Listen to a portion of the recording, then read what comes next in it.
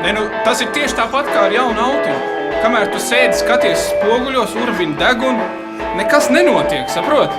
Bet tiklīdz tu ieliec robā, tā ir aiziet, tev parāv kosmosā. Un ar grāmatām ir tieši tas pats, kamēr jūs sevi neiedarbināt, jūs stāvat uz vietas, mīļie draugi.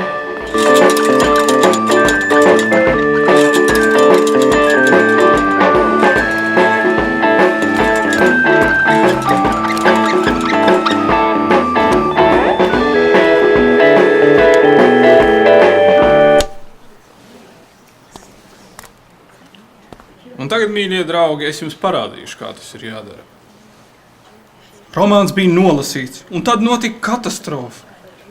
Klausītāji visi kā viens sacīja, ka romānu nevarēšot nodrukāt, tāpēc, ka to nelaidīšot cauri cenzūru. Es pirmo reizi izdzirdu šo vārdu un tikai tad apjēdzu, ka romāns atcerēdams nereiz netika padomājis, vai to laidīs vai nelaidīs cauri. Pie velna valodu viņš iebļāvās, kraudams sevi šķīvi salā. Lietas būtība nav valodā. Nē, iesaucās vecākais literatūras. Tas ir triks, Cauri laišana nebūtu triks. runas. Vecais uzrakstīs sliktu, bet saistošu romānu. Tev, blēdi, ir novērošanas spējas. Un no kurienes tas rodas?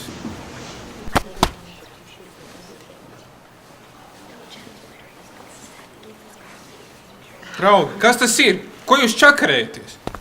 Čakarējās un čakarējās. Sevi čakarē, mani čakarē un citus čakarē.